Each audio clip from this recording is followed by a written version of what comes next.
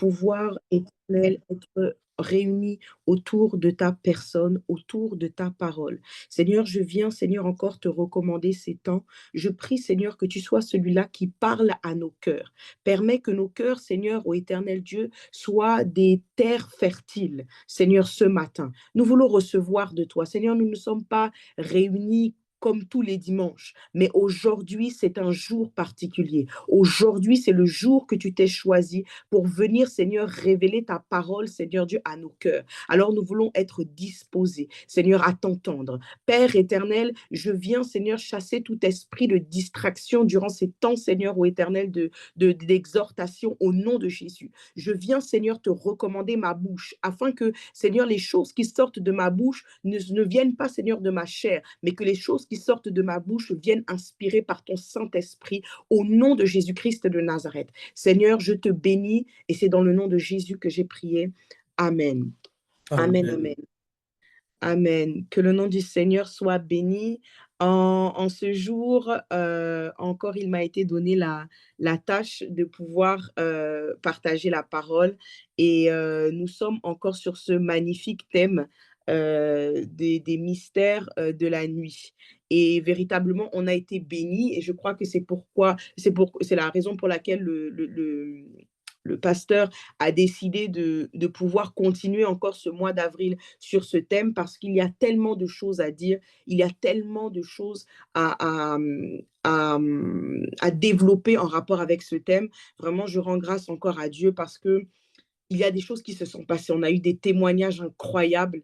On a eu également peut-être des personnes qui n'ont pas témoigné, mais qui ont vécu un changement, un shift dans leur consécration, dans leur manière d'aborder les choses avec ce thème. Et vraiment, c'est une grâce. C'est vraiment une grâce.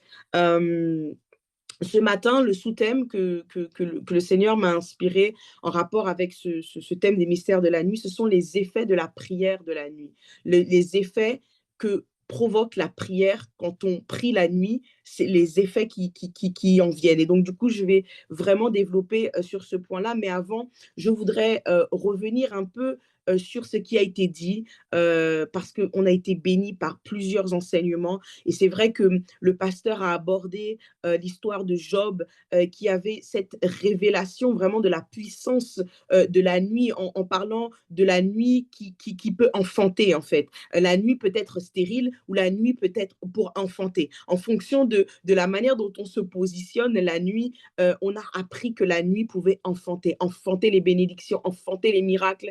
Et vraiment, quand on a compris ça, quand le pasteur est venu parler ça, ça a vraiment impacté en tout cas ma vie de prière. Et il parlait également de Job, également en disant que Job disait qu'il fallait commander au matin. Il fallait vraiment commander au matin, il fallait prendre autorité dès la nuit sur ce qu'il allait se passer la journée. Je rends grâce également au Seigneur pour l'enseignement qui a été donné par maman Nadine et également la servante d'Ejimina en rapport avec ces deux prostituées qui avaient connu pendant la nuit un échange. Enfin, il y en a une qui a échangé son enfant et on a vu comment la nuit, il y avait également des échanges de destinée. Il y avait des choses qui se passaient la nuit et que si on était endormi, si on ne restait pas vigilant, eh bien, on était victime au réveil.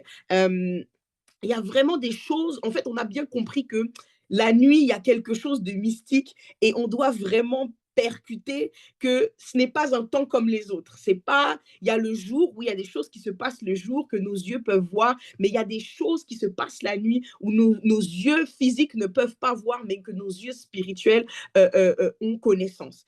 Et vraiment, pour cet enseignement, je vais vraiment complètement m'appuyer sur mon expérience personnelle parce que je crois que on est encore davantage apte à pouvoir enseigner, exhorter, parler à quelqu'un en fonction de ce qu'on a vécu nous-mêmes. Et moi, à travers ces 2 mois d'enseignement enfin ce mois et demi d'enseignement sur les mystères de la nuit, il y a des choses que j'ai expérimentées. Ça m'a poussé à pouvoir au minimum veiller au moins une nuit par semaine, et je dis bien au minimum parce que quand on commence à goûter à cela, le Seigneur nous pousse à faire des nuits et des nuits dans sa présence. Mais de la même manière que on m'avait parlé du jeûne et on m'avait dit, voilà les grâces qui sont accompagnées du jeûne. Et je me disais, bon, j'aime beaucoup la nourriture, c'est compliqué pour moi de jeûner. Le jour où j'ai pris la décision de jeûner, j'ai vu qu'en fait, il y avait un shift, il y avait quelque chose qui se passait, que ma vie spirituelle n'était pas la même. On m'avait parlé de la parole, on m'a dit, il y a une autorité dans la parole, il y a une puissance dans la parole, tu dois expérimenter ça, tu dois t'asseoir et lire ta Bible. J'avais entendu ça, on m'a enseigné cela et ça m'a mis un peu de temps avant que je puisse comprendre que effectivement, au moment où je commençais à lire ma Bible, il y avait des portes qui commençaient à s'ouvrir dans ma vie. Il y en avait également qui se fermaient. Il y avait des délivrances qui s'opéraient.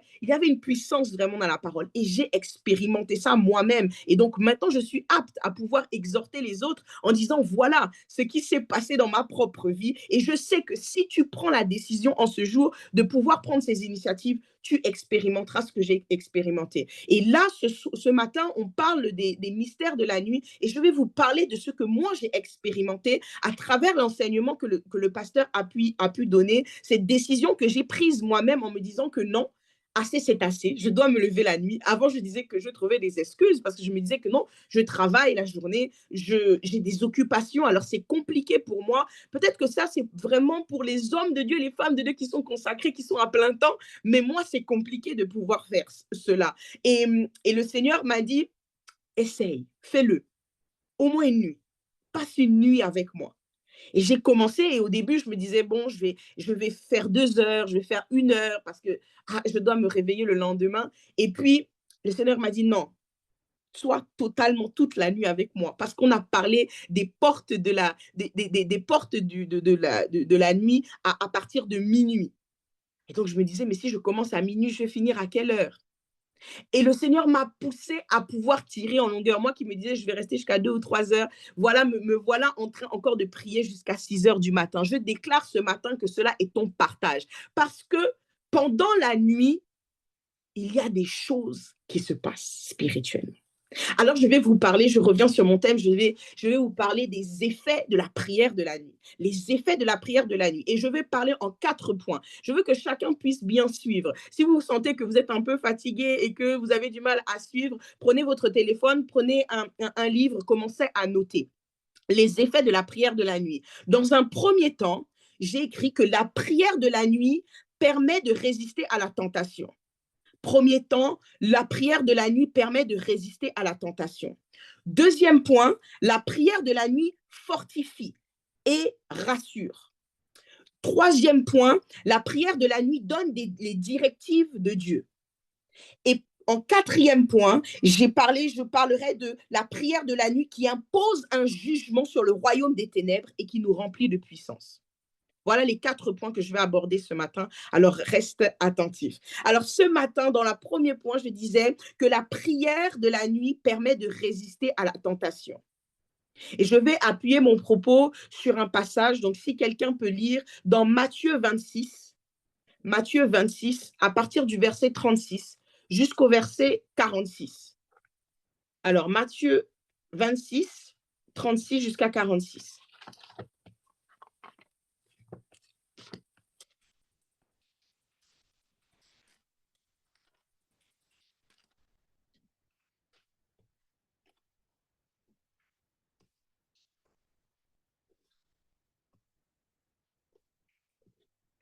Matthieu 26, verset 36 jusqu'à 46. Je vais lire la parole de Dieu. Amen. Matthieu 26, à partir du verset 36. Alors Jésus s'en va avec eux en un lieu appelé Gethsémané et dit aux disciples, asseyez-vous ici jusqu'à ce que, m'en étant allé, j'ai prié là. Et ayant pris Pierre et les 2 fils de Zébédée, il commença à être attristé et fort angoissé. Alors il leur dit, mon âme est saisie de tristesse jusqu'à la mort. Demeurez ici et veillez avec moi. Et s'en allant un peu plus avant, il tomba sur sa face, priant et disant, mon Père, s'il est possible que cette coupe passe loin de moi, toutefois, non pas comme moi je veux, mais comme toi tu veux. Et Et il vint vers les disciples et il les trouve dormants. Et il dit à Pierre, ainsi vous n'avez pas pu veiller 1 heure avec moi? Veillez et priez afin que vous n'entriez pas en tentation. L'esprit est prompt, mais la chair est faible. Il s'en alla de nouveau une seconde fois, et il pria, disant, mon Père, s'il n'est pas possible que ceci passe loin de moi, sans que je le boive, que ta volonté soit faite. Et étant venu, il les trouva de nouveau dormants, car les yeux étaient appesantis. Et les laissant, il s'en alla de nouveau et pria une troisième fois, disant les mêmes paroles. Alors il, alors il vient vers les disciples et leur dit, dormez dorénavant et reposez-vous. Voici l'heure s'est approchée et le Fils de l'homme est livré entre les mains des pécheurs. Amen. Amen. Amen. Euh, nous sommes dans le passage au jardin de Gethsémani où Jésus pousse les apôtres à pouvoir prier. Il leur dit, restez vigilants. Restez vigilants. Ça veut dire que je veux dire à quelqu'un que vous ne soyez pas découragé en vous disant non, je ne peux pas, je ne suis pas dans la capacité de pouvoir jeûner toutes les nuits parce que j'ai des occupations la nuit. Le Seigneur ne demande pas de veiller toutes les nuits, de veiller toutes les nuits, non. Mais il nous demande de rester vigilants pendant la nuit. Rester vigilant, ça veut dire que notre esprit est en éveil. Notre esprit est connecté, en fait. Et, et il vient dire que il faut prier pour ne pas céder à la tentation qui arrive en journée. L'esprit est bien disposé, mais la chair est faible. On va voir avec Pierre le fait qu'il n'ait pas pu veiller cette nuit. Et je parle de rester éveillé, même 1 heure avec le Seigneur Jésus. Il a été soumis, il a été dominé par sa chair. On le voit au petit matin, quand Judas arrive avec la foule et les chefs des prêtres pour venir chercher Jésus, Paul va réagir de manière charnelle. Il va dégainer son épée et il va vouloir s'attaquer à un grand prêtre il s'attaque, il emporte même son oreille, à un grand prêtre qui était présent et qui voulait prendre Jésus. Mais il y a certains combats qui ne sont pas charnels. Il y a certains combats qui ne se font pas avec une épée naturelle, avec une épée physique. Il y a certains combats qui se font avec l'épée spirituelle. Et cette épée-là, qui est l'épée de la parole, doit être bâtie, c'est-à-dire que les semences doivent être fondées la nuit. C'est pourquoi le Seigneur Jésus a insisté à 3 reprises que vous ne pouvez pas veiller, vous ne pouvez pas rester éveillé, parce qu'il savait, il connaissait les choses qui allaient se passer pendant le jour. Et pour pouvoir résister à la tentation de la colère, la tentation de la peur, la tentation, toutes ces tentations-là du jour, il fallait qu'une semence soit déposée la nuit. Il fallait que le combat soit mené pendant la nuit. Malheureusement, Pierre euh, euh, n'a pas pu dominer sa chair et il s'est endormi. Je voudrais dire à quelqu'un ce matin que si toi, tu sais qu'au moment où tu te réveilles pour prier, tu mets ton réveil et puis c'est difficile pour toi de te lever, c'est difficile et puis tu te rendors au bout de 10 minutes, tu pries vite, rapidement et puis tu t'endors. Maman, papa, appelle un frère, appelle une sœur. Appelle quelqu'un qui va te soutenir, avec qui tu t'arranges et tu dis que, bon, cette nuit, on la va prier ensemble. Jésus est venu appeler les disciples, il les a réveillés en disant, venez prier avec moi, venez prier. Même si le temps que tu vas passer dans la prière, peut-être que tu dois le passer seul, mais au moins, si tu sens que ta chair domine, n'hésite pas à pouvoir être accompagné de quelqu'un. Parce que le plus fort doit tirer le plus faible.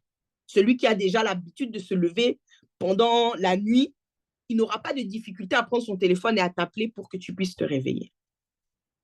Si tu sais que ta chair est faible, telle Pierre, tels les apôtres, dans le jardin de Gethsemane, et quelqu'un pour te soutenir, pour venir t'assister dans tes moments de prière. Mais rien ne doit venir t'empêcher de pouvoir passer les temps que tu dois passer avec le Seigneur pendant la nuit.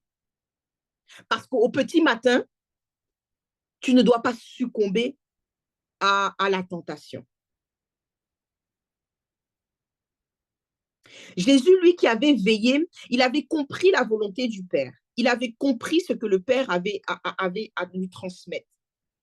Et donc, lui qui était effrayé, qui était rempli d'angoisse et de tristesse, au matin, quand ces hommes sont venus le chercher, il avait la paix parce qu'il connaissait le plan de Dieu. Et donc, il a réglé ce problème, non pas de manière charnelle,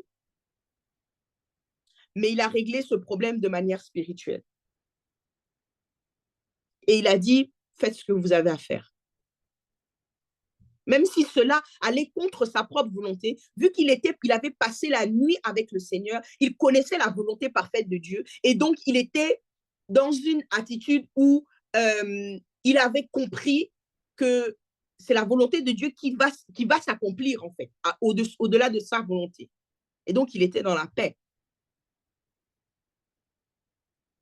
Il n'a pas succombé à la colère. Les apôtres également qui n'ont pas veillé, il est dit à partir du verset 56 que tous les disciples abandonnèrent Jésus et ils prirent la fuite. Face à l'épreuve, parfois, tu ne pourras pas résister. Mais si tu viens semer la nuit, mais si tu viens passer des temps dans la présence de Dieu avec le Seigneur Jésus, tu seras en capacité de pouvoir surmonter certains combats, certaines épreuves qui t'attendent la journée. Si les disciples avaient pu veiller avec le Seigneur Jésus, certainement, ils n'auraient pas abandonné Jésus. Et je viens dire à quelqu'un qui est en ce moment peut-être faible dans sa foi, qui sent qu'il y a parfois des faiblesses en lui, pour que tu n'abandonnes pas au petit matin, comme les apôtres l'ont fait, le Seigneur Jésus. Passe du temps avec le Seigneur dans la nuit. Parce que ce sont les intimes qui se retrouvent la nuit avec le Seigneur. Toute la journée, il y avait une foule autour de Jésus. Toute la journée, il y avait des demandes autour de Jésus.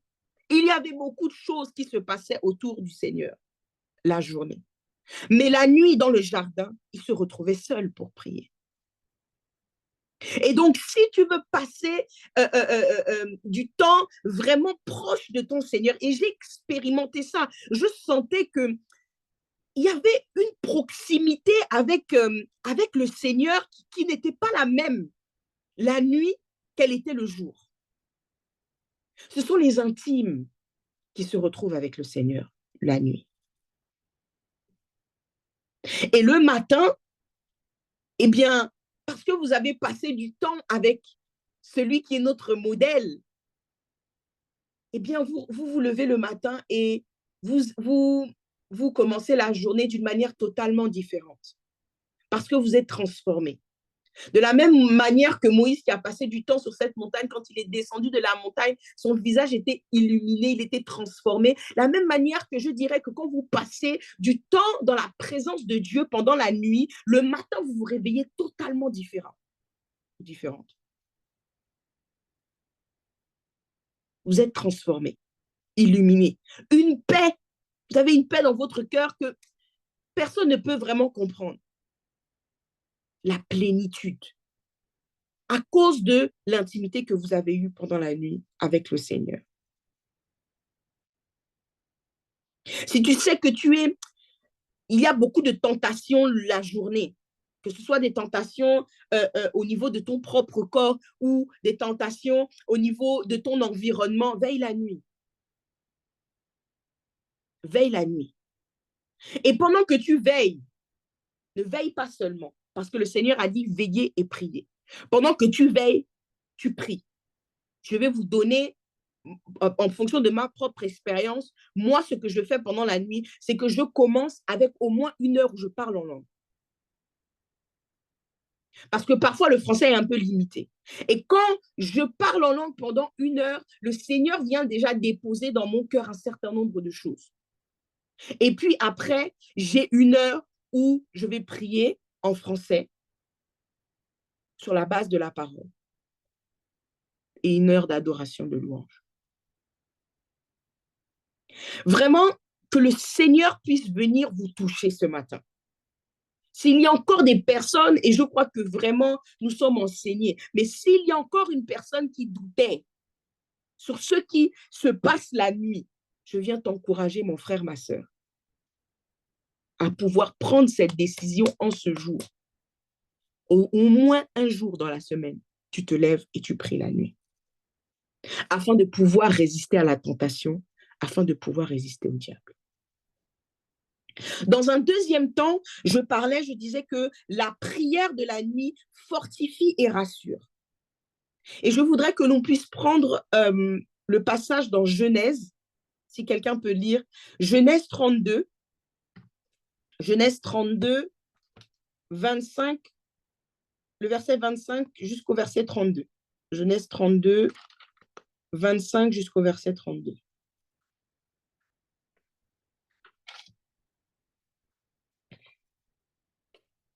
Je vais lire la parole de Dieu. Amen. Genèse 32, verset 25 jusqu'au verset 32. Et lorsqu'il vit qu'il ne prévalait pas sur lui, il toucha l'emboîture de sa hanche. Et l'emboîture de la hanche, À partir du verset 25, excuse-moi. c'est le verset 25. Jacob resta seul. Ok. Et Jacob resta seul, et un homme lutta avec lui jusqu'au lever de l'aurore. Et lorsqu'il vit qu'il ne prévalait pas sur lui, il toucha l'emboîture de sa hanche, et l'emboîture de la hanche de Jacob fut luxée, comme il lutta avec lui. Et il dit, laisse-moi aller, car l'aurore se lève. Et il dit, je ne te laisserai point aller sans que tu m'aies béni. Et il lui dit, quel est ton nom? Et il dit Jacob. Et il dit, ton nom ne sera plus appelé Jacob, mais Israël. Car tu as lutté avec Dieu et avec les hommes, et tu as prévalu. Et Jacob demanda, et dit, je te prie, déclare-moi ton nom. Et il dit, pourquoi demandes-tu mon nom? Et il le bénit là. Je continue? Non, amen. C'est bon. Amen. Amen. On est dans l'histoire de Jacob. Jacob est sur le point de rencontrer son frère Ésaü, qu'il n'a pas vu depuis des années, depuis qu'il lui a volé son droit d'aînesse pour un plat de lentilles. Et Ésaü était très remonté contre son frère Jacob à cause de ce qu'il avait fait. Et donc, Jacob a, a vécu tout ce temps-là avec son beau-père Laban. Il était caché. Et il décide de sortir de son beau-père Laban et puis d'aller à la rencontre de son frère Ésaü. Mais il faut savoir qu'au moment où il part à la rencontre de son frère, il est terrifié. Il est absolument terrifié parce qu'il se dit, je me dis qu'il se dit que s'il va voir son frère, sachant que c'était un vaillant guerrier, il va le tuer. Et ce que Jacob décide de faire, c'est ce que nous devons faire dans certaines situations. Jacob décide d'envoyer de l'autre côté du fleuve ou du torrent ses femmes, ses enfants, sa famille. Et il décide de rester seul. Il décide de rester seul. Et il reste seul au milieu de la nuit. Et pendant qu'il reste seul, il se passe quelque chose qui est compliqué à comprendre, en fait. Parce qu'on se dit, mais attends, comment ça a commencé que Jacob rencontre maintenant un ange au milieu de la nuit comme cela. Je viens vous dire que au milieu de la nuit, il y a des choses, il y a des mystères spirituels, il y a des choses qui se passent. Jacob, Israël, était hautement spirituel. C'était un homme spirituel. Mais ce qu'il va expérimenter va être reflété dans son physique. C'est-à-dire qu'il va lutter physiquement de telle manière à ce que sa hanche va se déboîter. Il va lutter pour obtenir sa bénédiction, pour obtenir son changement de nom, son changement d'identité. Parce que Jacob était un trompeur. Et il savait que s'il allait rencontrer son frère avec ce nom-là, Jacob, l'usurpateur, le trompeur, le menteur, son frère allait se rappeler de ce qu'il lui a fait. Et donc, son identité devait changer. Son identité change quand? Au milieu de la nuit. Sa bénédiction qui passe de Jacob en Israël se passe quand? Au milieu de la nuit. C'est au milieu de la nuit que Jacob reçoit sa grâce, sa bénédiction. Et c'est au milieu de la nuit qu'il a lutté physiquement pour avoir une bénédiction spirituelle.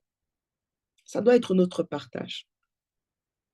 Je ne sais pas dans quelle situation tu te trouves, mais moi, je sais qu'il y a eu un temps où je me sentais découragée. Je me sentais vraiment découragée dans mon cœur, dans mon corps physique même, fatiguée. Et mon esprit était abattu. Et c'est à ce moment-là que le Seigneur a commencé à me dire, il faut que tu veilles la nuit. Et j'ai commencé à veiller la nuit et c'est comme si quelque chose se passait. Il y avait la lutte que j'expérimentais le jour qui était compliquée, qui était vraiment compliquée parce que je luttais avec des armes charnelles. Eh bien, la nuit, il y avait comme un déblocage. Tout devenait tellement plus simple. Et le Seigneur venait me donner des paroles. Il me rassurait, il me fortifiait, il me disait, je suis avec toi. J'entendais audiblement sa voix, je sentais physiquement sa présence, j'avais des frissons et j'en ai encore quand je passe du temps avec le Seigneur à 3 heures, à 4 heures du matin, des frissons, une chaleur qui m'envahit. En fait, dans mon corps physique ressentait ce qui se passait spirituellement, ce que le Seigneur faisait avec moi dans le monde spirituel. Il me fortifiait, il me rassurait. Si toi, tu passes par une période où tu te sens tourmenté par quelque chose, par une situation, par même un membre de ta famille, par tes collègues de travail, par la nation, ce qui se passe dans ton pays, tu te sens tourmenté. Va auprès de ton Père. Passe du temps seul au milieu de la nuit, comme Jacob l'a fait. Veille et prie.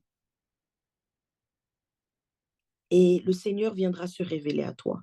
Il faut savoir que c'est la nuit que le Seigneur donne des songes. C'est la nuit qu'il donne des songes à ceux qui sont endormis. Mais ceux qui sont éveillés ont des visions ouvertes. Ce que le Seigneur me disait en songe, et parfois mes songes étaient, des fois c'était très clair et puis des fois c'était un peu embrouillé. Quand j'étais éveillée la nuit, quand j'étais à genoux dans la présence du Seigneur pendant la nuit, j'entendais audiblement ce qu'il avait à me dire. C'est-à-dire que c'est comme s'il venait, il mettait une parole et ça s'était déposé dans mon cœur et c'était audible dans mes oreilles.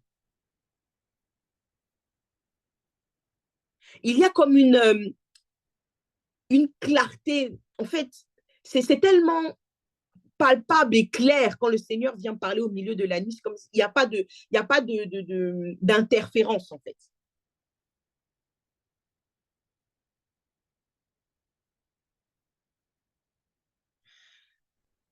Je viens dire à quelqu'un également qui est plutôt quelqu'un de nature stressée, quelqu'un qui a tendance à beaucoup penser.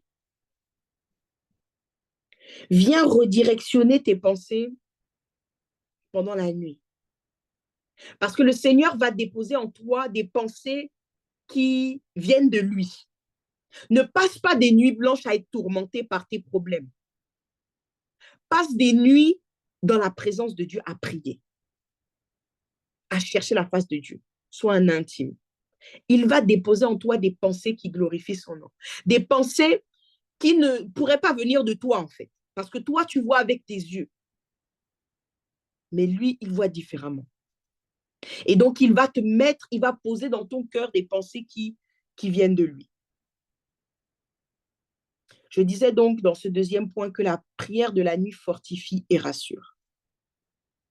Je voudrais qu'on en arrive au troisième point qui dit que la prière de la nuit donne des directives claires venant de Dieu.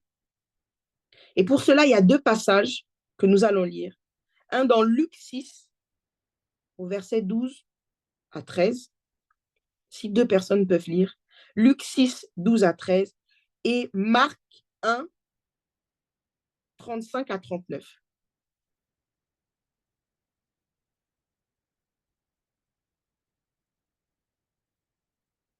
Luc 6, 12 et Marc 1, 35, 39. Luc 6, versets 12 et 13. Oui. Or, il arriva en ces jours-là qu'il s'en alla sur une montagne pour prier, et il passa toute la nuit à prier avec Dieu. Amen. Marc 1, verset 35, 39. Marc 1, verset 35 à 39. Et s'étant levé sur le matin, longtemps avant le jour, il sortit et s'en alla dans un lieu désert, et il priait là. Et Simon et tous ceux qui étaient avec lui le suivirent, et l'ayant trouvé, ils lui dirent, tous te cherchent. Et il leur dit, allons ailleurs, dans les bourgades voisines, afin que j'y prêche aussi, car c'est pour cela que je suis venu. Et il prêchait dans leur synagogue par toute la Galilée, et il chassait les démons. Amen. Je disais donc que la prière de la nuit donne les directives de Dieu et à l'image du Christ, nous devons pouvoir nous tenir dans la prière quand il y a des décisions importantes à prendre durant la journée. Le Seigneur a prié toute la nuit avant de pouvoir choisir ses apôtres. Il a prié, il a cherché la face de Dieu, la volonté de Dieu. Et quand il s'est levé le matin, il savait, il connaissait les noms, il savait où les trouver, il savait qui ils étaient. Il avait des directives claires. Le Seigneur a prié toute la nuit avant de partir prêcher et de chasser les démons, de guérir les malades.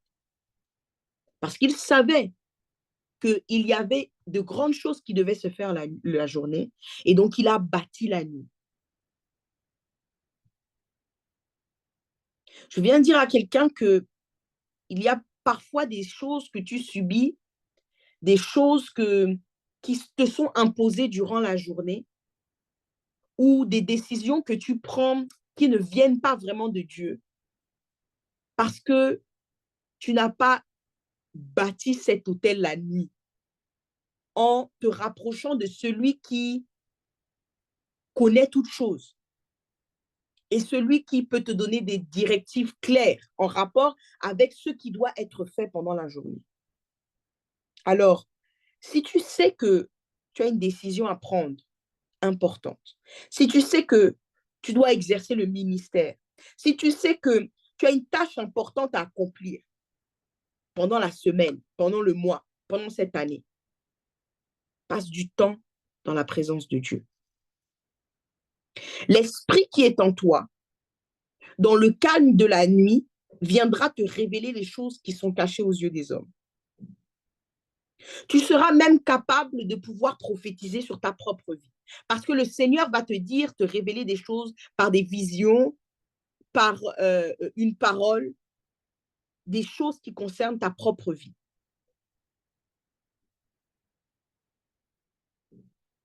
C'est dans le calme de la nuit que l'Esprit de Dieu n'est pas, l'Esprit de Dieu qui vit en toi n'est pas dérangé. Il n'y a pas, comme je disais tout à l'heure, il n'y a pas d'interférence. Et donc, tu pourras écouter et entendre clairement la volonté de Dieu.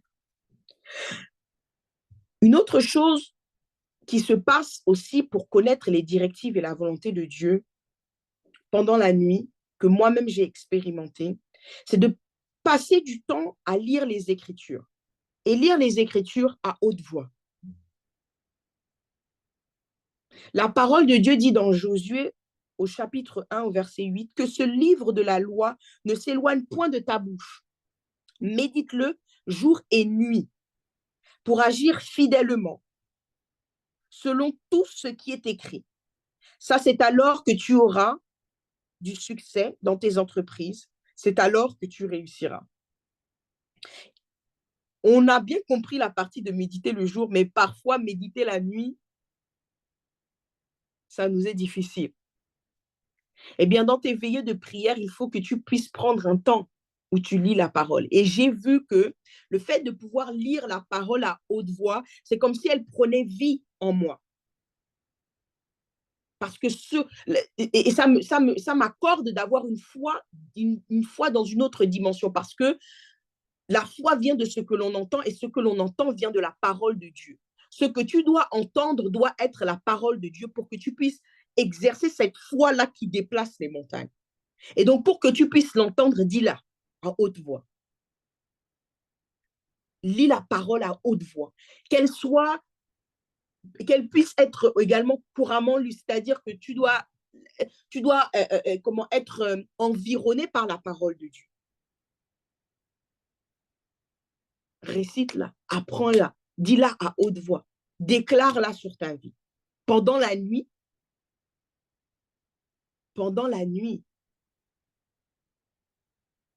tu seras fortifié, tu seras rassuré et le Seigneur te donnera des directives. Amen. Le dernier point que je voulais aborder, c'est que la prière de la nuit nous remplit d'une certaine puissance et impose un jugement dans le royaume des ténèbres. Je voudrais qu'on puisse lire le psaume 119 au verset 62. Psaume 119 au verset 62. Je vais lire la parole de Dieu. Amen. Psaume 119, verset 62. Je me lève à minuit pour te célébrer à cause des ordonnances de ta justice. Amen. Ma version dit, au milieu de la nuit, je me lève pour te louer à cause des jugements de ta justice. Il y a un jugement qui est établi sur le royaume des ténèbres pendant la nuit. Et je vais partager avec vous une vision que j'ai eue,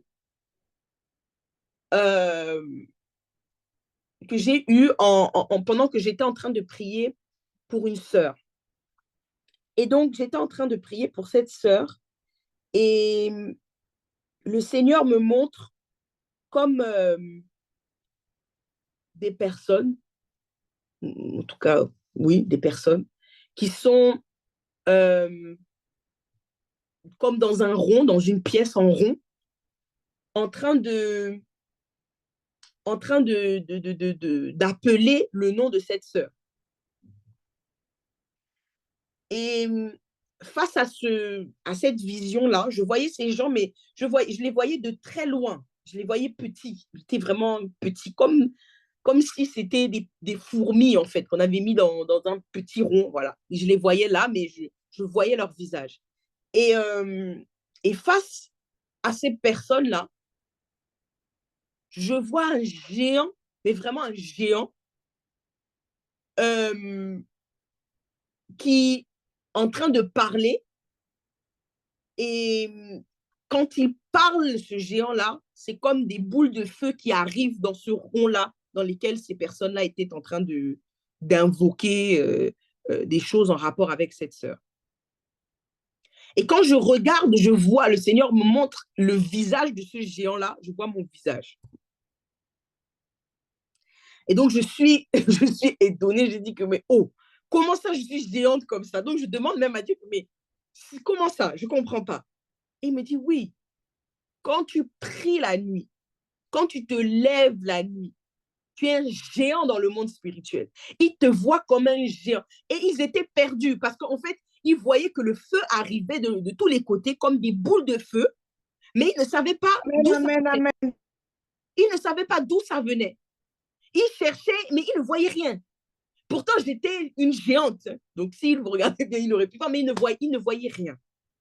Il ne voyait absolument rien.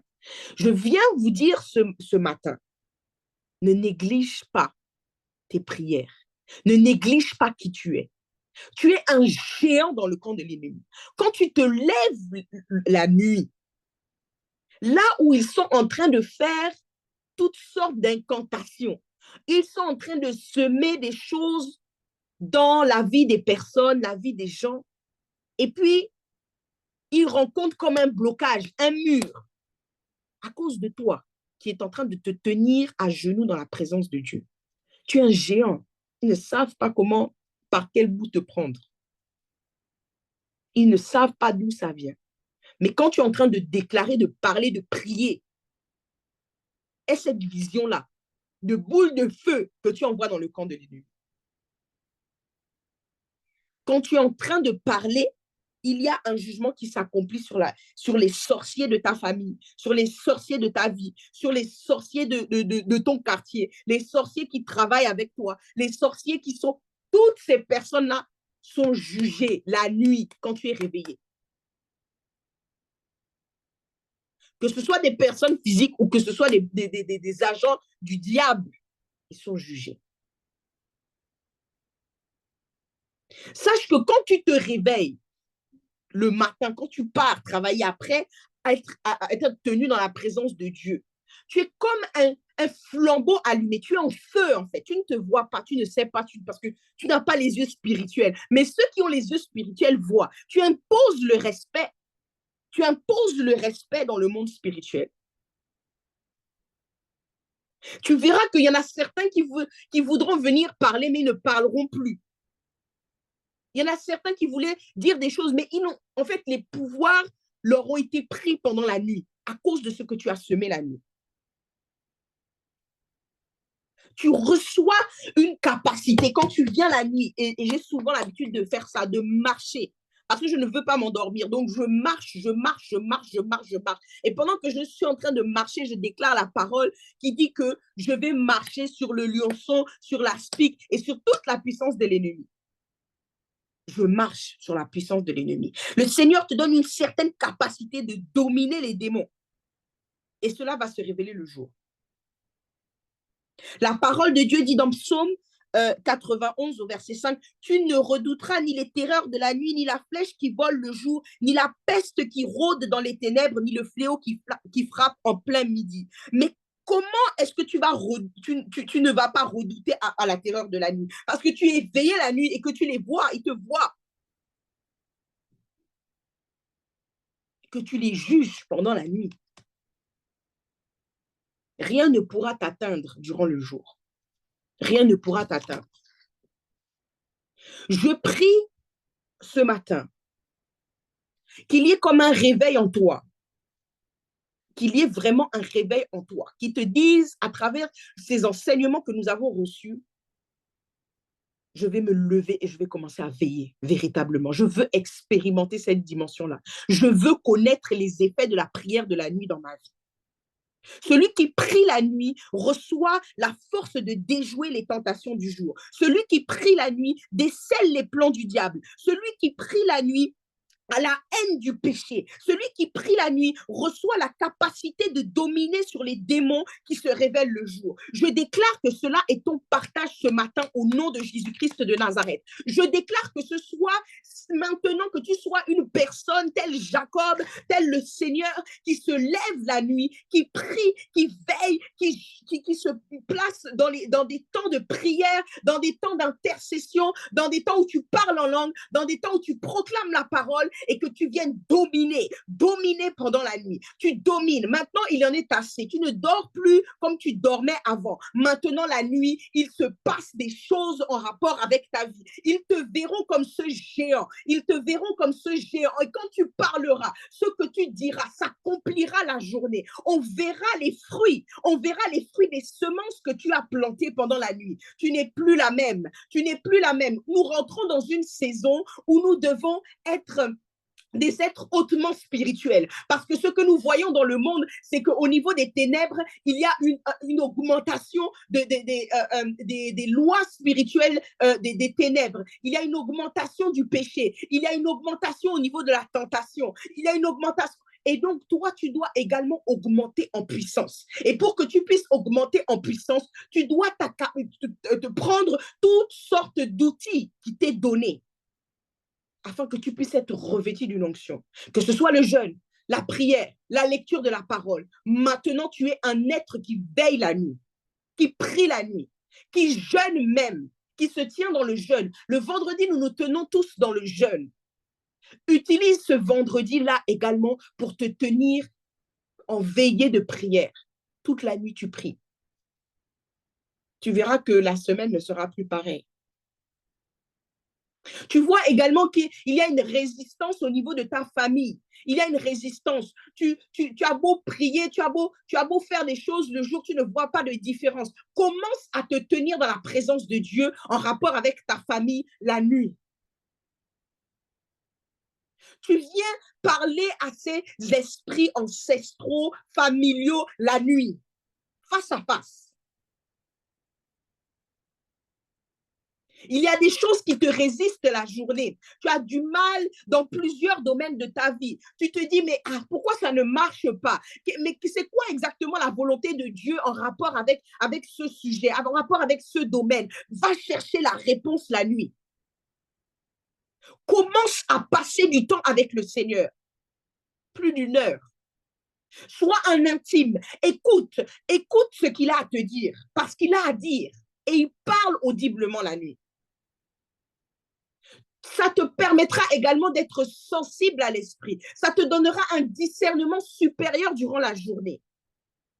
Tu détecteras ce qui vient de Dieu et ce qui ne vient pas de Dieu. Ce ne sera pas n'importe qui pourra venir semer dans ta vie. Parce que tu auras reçu ce discernement. Oh, sois un être qui prie la nuit. Marque la différence au nom de Jésus. Père, je veux te bénir et te rendre grâce, Seigneur Dieu, parce que nous savons, Seigneur, que quand tu envoies ta parole, Éternel Dieu, elle ne revient pas sans avoir eu un effet. Éternel, je bénis ton nom, Seigneur, pour cette parole qui a été donnée ce matin au Dieu, parce que je sais qu'elle aura un effet dans la vie des frères et des sœurs ici présents. Merci, Père éternel Dieu. Alléluia, alléluia. Seigneur Dieu, dans une dimension supérieure. Seigneur, je déclare qu'à partir de maintenant, nous ne sommes pas des chrétiens qui dormons comme nous. Seigneur, nous sommes des chrétiens qui veillons la nuit. Éternel, oh éternel, tu viens nous parler pendant la nuit. Seigneur, tu viens nous visiter pendant la nuit. Au nom de Jésus-Christ de Nazareth. Seigneur, il y a des esprits qui sont libérés pendant la nuit. Alléluia, Seigneur, tu opères des la nuit. Éternel Dieu, il y a des mots qui doivent la nuit. Jésus, l'atmosphère, non du Christ de Nazareth. Seigneur, nous ne subissons plus éternel, pour que nous puissions vivre tes promesses, Seigneur Dieu, la journée. Seigneur, nous allons commencer à être ces semeurs. Nous allons semer dans la vie de nos familles, semer dans nos nations. Père, alléluia, alléluia, au nom de Jésus, Seigneur Dieu, tu fais la victoire, tu parles un cœur, éternel Dieu, et tu te Seigneur éternel, oui, Seigneur Dieu, Jésus-Christ s'arrête. Oh Seigneur, ce n'est pas 2024, Seigneur, ce n'est pas l'année précédente. Nous voulons être la paix qui vont de gloire en gloire contre nous, d'avoir ces enseignements sur les l'ennemi vaincu la nuit, ne peut rien faire le jour de Jésus. Alléluia, merci Seigneur. Oh, Seigneur Dieu, Seigneur Dieu, la nuit, Seigneur, a fait que l'ennemi ne puisse pas, Seigneur, nous ravir ce que tu nous as donné le jour éternel au nom de Jésus. Afin qu'elle puisse. Alléluia, alléluia, merci Seigneur. Oui, éternel, gloire, gloire, gloire, gloire et louange à toi, Seigneur Dieu. Pendant la nuit, au nom de Jésus-Christ. Alléluia, alléluia. Grâce à ton Saint-Nom, Yahweh. Merci, Jésus. Au milieu de Alléluia, alléluia, Seigneur. Merci, Jésus. Merci Seigneur. C'est dans le nom de Jésus que j'ai prié. Amen. Amen, amen, amen. Gloire à Dieu. Gloire à Dieu.